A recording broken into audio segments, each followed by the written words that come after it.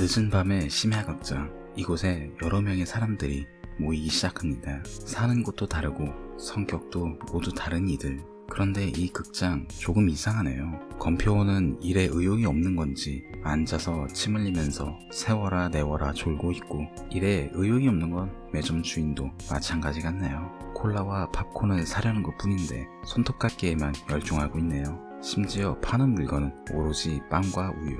이거 제대로 된 극장이 맞는지 의심되네요. 사람들이 들어오고 이제 드디어 본격적으로 영화가 시작되나 했건만 나오라는 영화는 안 나오고 사료 게임이 시작된다는 안내 문구가 나옵니다. 영화에 대한 몰입을 높이기 위해서 극장에서 준비한 이벤트 정도로 생각하는 사람들. 드디어 영화가 상영되는 중 마징가의 동생 사시미가 배가 아프다고 합니다. 일단 급하게 화장실에서 볼일을 보는 사시미. 하지만 그의 뒤를 쫓던 누군가가 있었네요. 검은 코트를 입은 여자는 형광등을 깨트린 후 사시미의 목에 꽂아 넣어 그를 살해합니다. 돌아오지 않는 사시미를 찾아 화장실로 간 단란녀.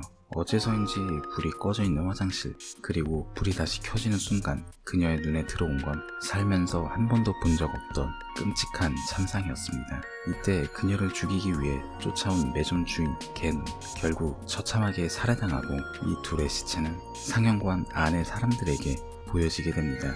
이제 본격적으로 시작된 목숨을 건 살인게임.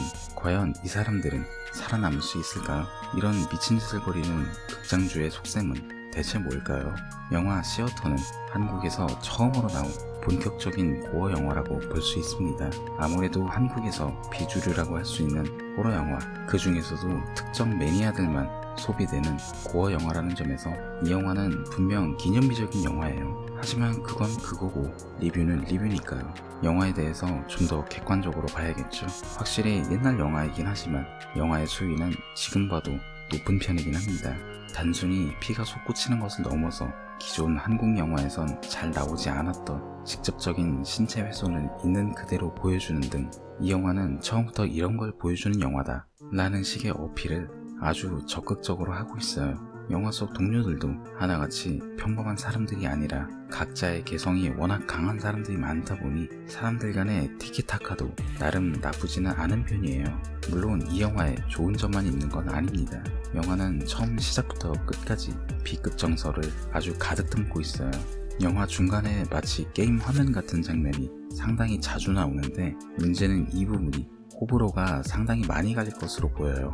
B급 영화를 좋아하는 사람들이라면 모를까, 진지하게 진행되는 중간에 이런 장면이 나오니 살짝 몰입이 깨지는 느낌이 없잖아 있습니다. 그리고 중간에 갑자기 돌변하는 한 인물의 행동은 사실 쉽게 납득하기 어려운 전개예요. 가장 큰 문제는 앞에서도 말한 B급스러움 때문에 영화 전개 내내 긴장감이 전혀 없다는 것이 아무래도 가장 큰 문제라고 할 수 있겠네요. 고어 영화에서 고어씬만 보여주면 되는 것 아니냐 라고 하실 수 있겠지만 영화의 재미라는 것이 스토리와 연출, 배우들의 연기, 음악 등등 여러가지 요소가 하나로 통합되어 주는 것이니까요. 특히 가장 불만이었던 건 음악이었어요.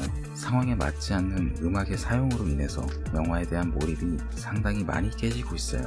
긴장감이 떨어지는 와중에 음악까지 이렇다 보니 아무래도 오락적인 재미는 좀 떨어지긴 합니다. 그리고 마지막 엔딩은 나름의 소소한 반전이라고 해야 할지, 아니면 이건 어디까지나 영화라고 표현한 완충제의 역할이라고 해야 할지 조금은 애매한 엔딩이네요. 하지만 첫 술에 배부를 수 없는 것처럼 이 영화를 시작으로 느리더라도 포기하지 않고 다양한 장르의 영화가 나오기를 바라면서 저는 이만 오늘의 가이드 마치겠습니다. 이상 가이드 B였습니다. 감사합니다.